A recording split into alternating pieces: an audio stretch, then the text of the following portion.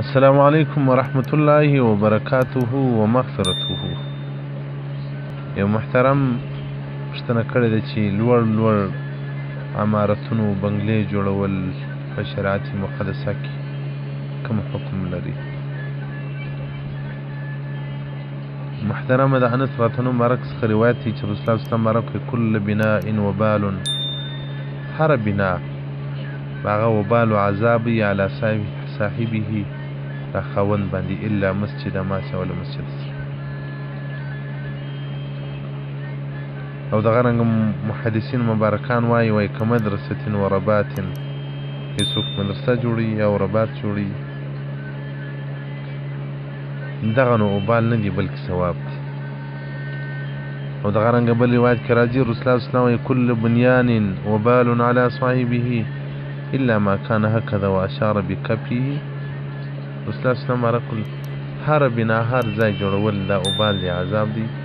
حجت و دلیل دی ما سوا لدغه څخه. او هر علم وبال او عذاب و دلیل دی پر صاحب د علم باندې الا من عمل به ما سوا لغه څه چې هغه عمل وکړي.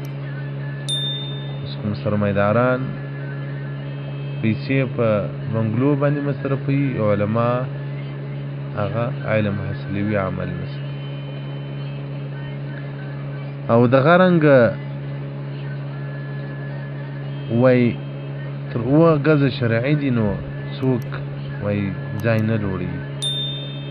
وای چې لوړي کې ملائکه غږ ور باندې وکي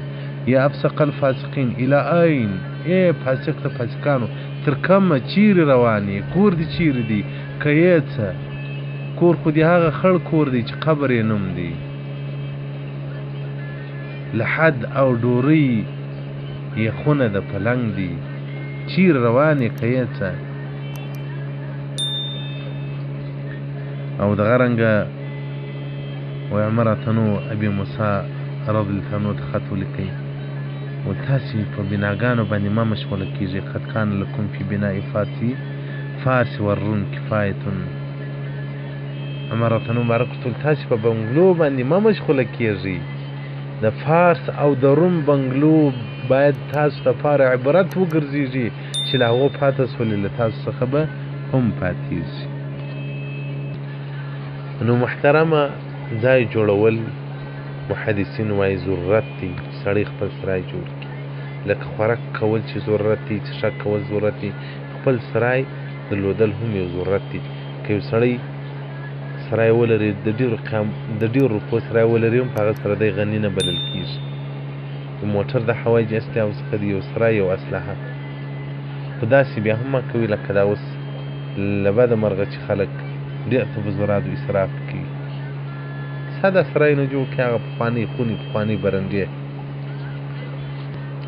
دا چې بعض ځایو ته زه ورغلی یم، بعض ځایونه ما لیدلي دي چې دونه اسراف دونه تبذر یې کړی چې هغه بلکل شرعت اجازه نه ورکوي. د دنیا د دې دپاره د سړی آخرت په پیدا کړي، باید د آخرت څخه سړی ځان نه کړي په لرې.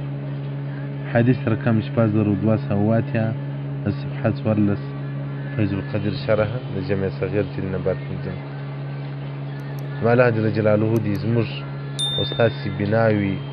هغه ټولې پر هغه طریقه باندې کړي چې د الله جل جلاله رسول ور باندې راضي کېږي. او الله دې زموږ ستاسو ژوند ټول په مطابقت کې د رسول الله صلی الله علیه وسلم مبارک جوړ کړي. نو کوشش وکړئ په خټو کې ډېر احتیاط کوئ. دا موږ د مسجد خو د کور د مدرسې خټ شروع کړي دي، ما خو نو له ابتدا څخه دا و چې که چا د خټو ځای به جوړ کړمه، هغه بیا وي شاګرد و الله داسې زه خیر ورکړي، هغه ولیا ده اوس وخت وخت سره جلا دي، دا که دا طالبان ډېر سوه په وخت سره، دا خلک د کلي ډېر سوله، د مسجد نو چې بیا نړۍ 2 چته جوړی نو تر هغه دي نو اول وار داسې جوړ سي بیا بل چت ورباندې ولیږي. نو ما چې ورته وویل چې واقعیت هم دغه دی چې بیا مسجد شیده و تر هغه دي نو اوس لا دې محکم جوړ سي چې هغه بیا په آینده کې تکلیف رانه کړي. او سرای هم دغه ساده سرای ما جوړ کړي، عرصې بلکل نه جوړوو، ساده سرای او مسجد و مدرسانو چې په دې خاطر چې هغه نفوس اضافه سي بل چا ته پر وګرځي څه مشکل به نه وي په سرا کې خو نو زه نه ډېرېږم په دغه ځای مې څو زامن به مې هغه ګوره چې څو پېړۍ تېرې سي بیا به موږ سره ډېرېږو او بعضې خلکو بیا سرایونه په داسې کړي چې بلا تشبیه بلا نظیر جنت یې ځینې جوړ کړی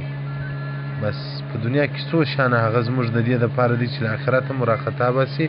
له آخرت هم رالرې کړي حب النساء د ښځو محبت بعضې خلک بس بیا په ښځو اخته دي چې څنګه ښځه پیدا کړي څنګه د ښځې سره تعلق پیدا کړي څنګه مخان وویني بعض بیا حب المال دي د دنیا په محبت اخته دي دنیا کې نو دا بنګلې هم دي بس به څنګه بنګله به جوړه کړم څنګه بې طرز وي څنګه بې پلانکۍ وي نو الله دې د دې ټول محبت چې د مؤمنانو په سینو کې دي د الله د رسول په محبت باندې را بدل کړي والسلام علیکم ورحمة الله وبرکاته حمایت لطفا چینل हमारा सब्सक्राइब करें